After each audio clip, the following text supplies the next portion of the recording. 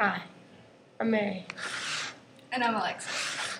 and we're going to speak to you about how change and innovation in history has impacted our world today. We're going to start with art.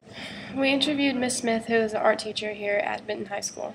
How has chiaroscuro and shadowing affected art today? Chiaroscuro and shadowing have affected art today. And before that, those two elements were introduced to art. Artwork looked very flat, not very realistic. And then when the pioneers of those things such as Rembrandt and Da Vinci and Michelangelo and Caravaggio introduced shadowing and chiaroscuro to art, suddenly everything looked more three-dimensional and very realistic. And now when we do art in the classroom, instead of, if I were to ask you to do a portrait, you would automatically think, okay, in order to make it look realistic, I have to add shadowing. And if I have a light source, if I'm out in the sun, I know that the light is going to be hitting one side and it's going to be darker on the other side. And before, artists didn't really come up with those things, so their artwork didn't look flat. It just looked like almost like a cartoon, not very realistic. And now that we have higher standards because of those artists that introduced those elements such as chiaroscuro and perspective and shadowing. So as you can see, art has truly affected our daily lives because the way art is today reflects the many changes that happened throughout history. The technique of shadowing, hyperrealism, perspective, and chiaroscuro are all still used in art classes today.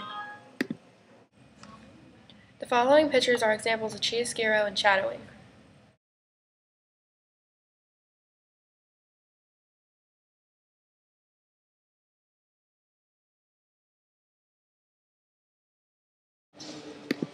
The change in literature in the Renaissance time has affected us today because many writings before were written only about religion and Shakespeare.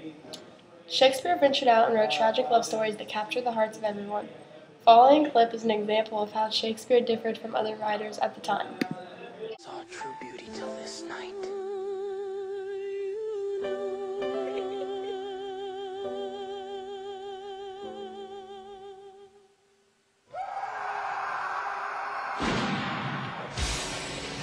In fair Verona, where we lay our scene, two households, both alike in dignity. Throw your mistempered weapon to the ground! From forth the fatal loins of these two foes, where civil blood makes civil hands unclean, a pair of star-crossed lovers take their life. Who is it that you love? Gentle Romeo, if thou dost love, pronounce faithfully. My heart's dear love is set on the fair daughter of rich Capulet. Romeo! Thou art a villain! Stand and draw! Stand and draw! Romeo, so Tibbles! Romeo, my man! My only love sprang from my only hate. Romeo is Venice! City. Today, as you can see, many stories still revolve around the idea of love. There were many innovations and inventions of many things throughout architecture and engineering, such as concrete, the arch, the vault, the dome, the Colosseum, roads, aqueducts. Their grand style has inspired many architects through the centuries.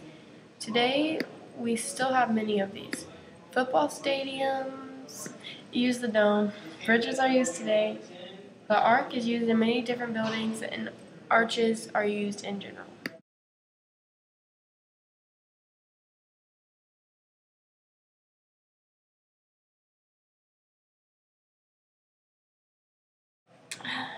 The invention of the printing press changed everything at the time and gave basics of inventing all the modern inventions that we use today.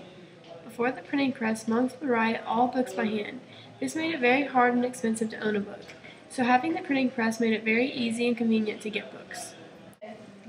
Another invention that really changed technology in the Renaissance would be the microscope. The microscope helped scientists get a better idea of what they were observing.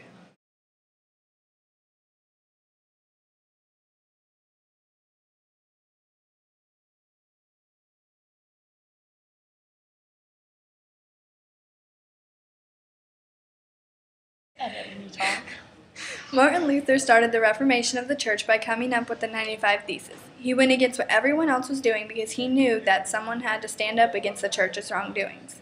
He was tried and let go. He caused the churches to split and become different denominations. The following video is about the 95 Theses.